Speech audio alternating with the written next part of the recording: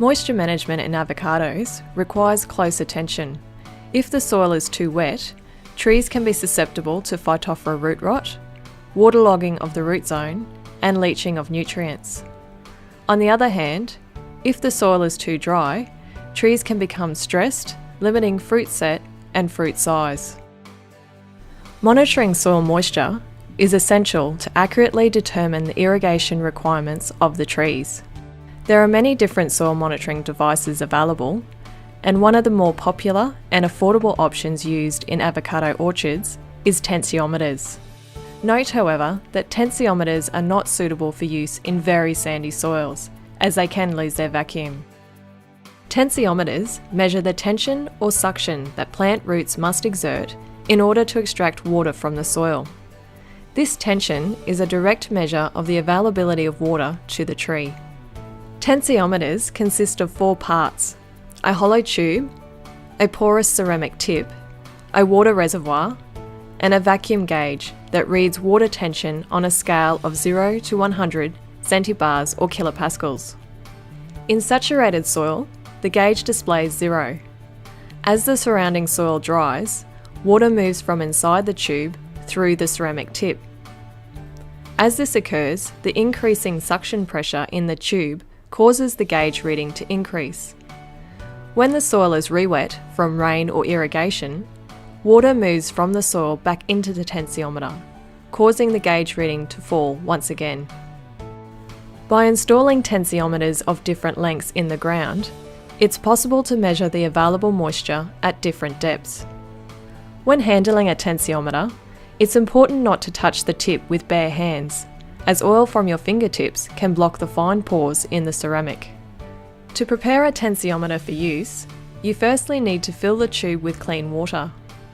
It can be useful to add an algicide to the water, particularly for tensiometers to be installed in sunny areas. Adding food dye can also make it easier to observe the water level in the tube. Fill the tube and reservoir completely. Place the tensiometer in a bucket of water for several hours to allow any air to rise to the surface. Then unscrew the reservoir cap to allow it to escape. Alternatively, with the ceramic tip totally submerged, use a vacuum pump to remove the air. Top up the reservoir with more water if needed. Screw on the reservoir cap, and the tensiometer is now ready to use. To prevent any air entering the tensiometer, keep the ceramic tip immersed in a bucket of water or wrapped in a wet rag until it is ready to be installed. Before installing your tensiometer, it is important to take the time to work out the best location for your monitoring sites. The number of monitoring sites will depend on the amount of variation in your orchard. Planting blocks may need to be split into different sections for separate monitoring and irrigation. For example, you may have different soil types, tree ages, tree health, irrigation delivery rates, varieties, even different rootstocks have different rates of water use. Within each section, choose a monitoring site that best represents the whole section. As a guide, each monitoring site in an avocado orchard typically covers around 1 to 3 hectares. To effectively measure soil moisture available to the tree, the tensiometers need to be installed within the root zone and also within the wetted area of any irrigation emitters, where they will receive an average allocation of water. This typically means positioning midway between the emitter and the tree trunk. Placing the tensiometers in the tree row and clearly marking their location helps to avoid damage by machinery and pickers. Wherever possible, install both a shallow and a deep tensiometer at each site.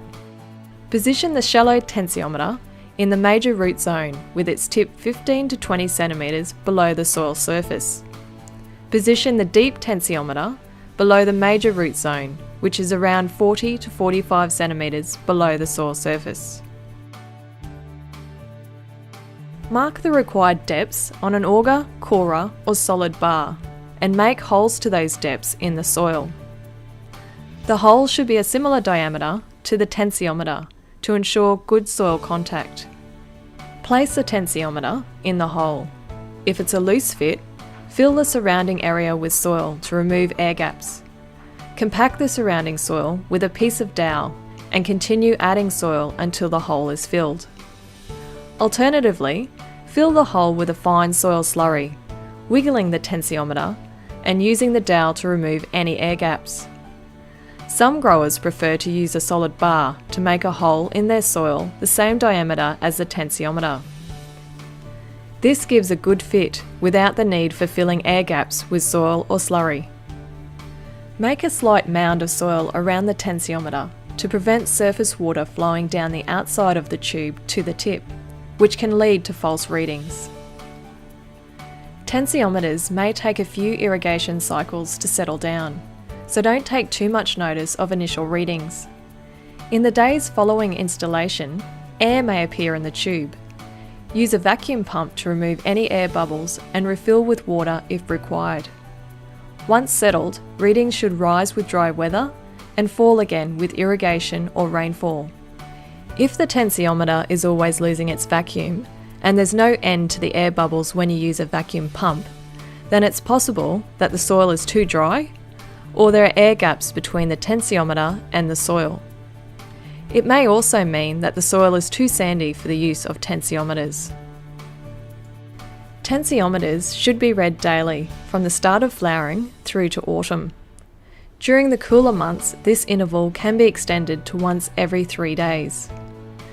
Many farmers, such as third-generation avocado grower Brett Newell, rely on tensiometers to manage their irrigation requirements year-round. Through peak demand, that spring and summer period where the weather starts to warm up and the tree is either flowering or early fruit set and they're using a lot of moisture, my aim is to check them daily. The best time of day to read tensiometers is early in the morning, when there is little water movement in the soil or plant. The main purpose of tensiometers is to help you determine when to irrigate. The duration of this irrigation will vary depending on the local conditions, such as depth of mulch, soil type, time of year, and weather. It is recommended that you start watering when the shallow tensiometer reaches between 15 and 20 kilopascals. If applying a shallow irrigation, as a general rule of thumb, stop irrigating when the gauge reads 0. If applying a deep irrigation, designed to replenish deeper moisture reserves, stop irrigating when the gauge on the deep tensiometer starts to decrease. Check tensiometers periodically to remove any accumulated air, to top up the reservoir as required with clean water, and to ensure gauges are working correctly. By recording and plotting your readings, you can gain greater insight into the irrigation requirements of your trees, both throughout the year and from one season to the next.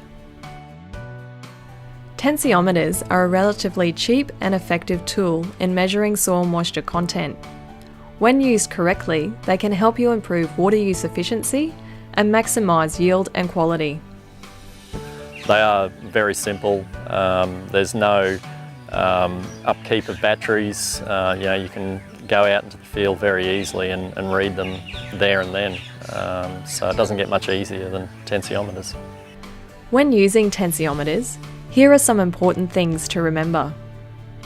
Remove all air bubbles. Ensure good soil contact. Choose representative monitoring sites. And check periodically to ensure correct function.